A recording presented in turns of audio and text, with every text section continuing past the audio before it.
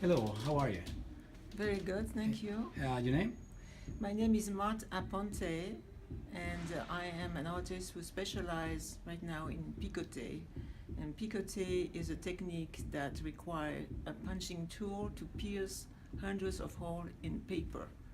And this is an example of that style that I'm using, technique, which is a picoté. Okay. This is the current show at the MOAH called MOAH, right? Yeah. Okay. Can you tell me about the show? How the concept?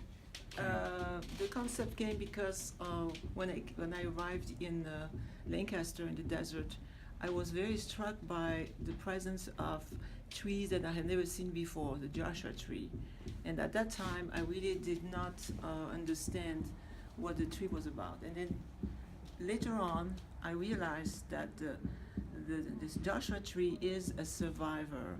It has very limited element to survive in a very hostile environment.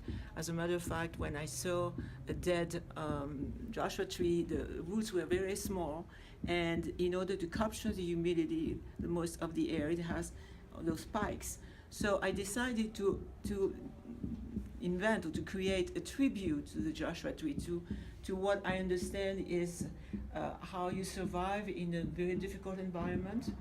And also it's about the fragility of life and our connection with nature.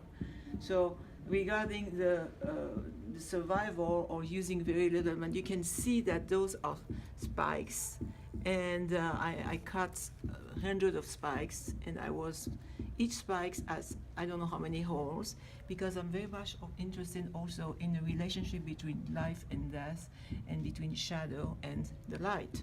So the light is going through those holes to create some type of eerie, like if the Joshua tree is, I wouldn't say a saint, but is in a kind of sacred place. I wanted to create that.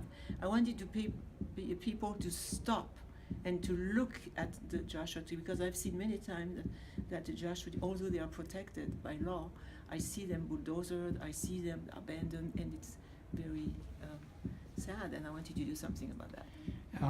Interesting.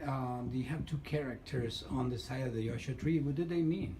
Yes, the same idea, of life and death. So I was thinking about Greek mythology, and in Greek mythology they are called the three fate sisters, and those fate sisters, one represent life, represent birth.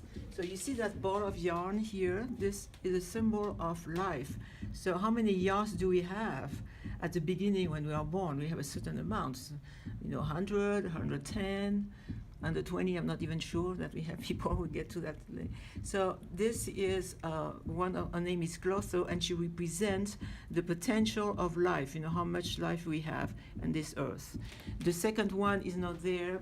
Second one is because we have the tree. But the third one is death. So this one is life and birth. This one is death.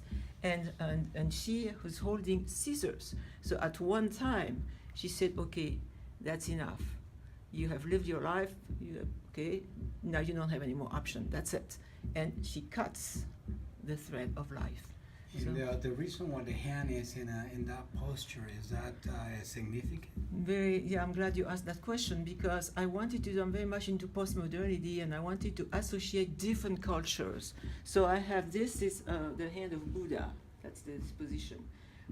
This one is very influenced by, I went to France last year, in Bretagne, in Brittany, and they have a traditional coif, and it's like that. It's all made out of lace. And so I was inspired by that. So you have the Asian aspect with the Buddha hand, and then you have the French or European with the coif, of this traditional coif of the people in Brittany, France. And also the lips, for example, I was thinking about the African, I wanted to try to incorporate different cultures, exactly. That's what I wanted to do.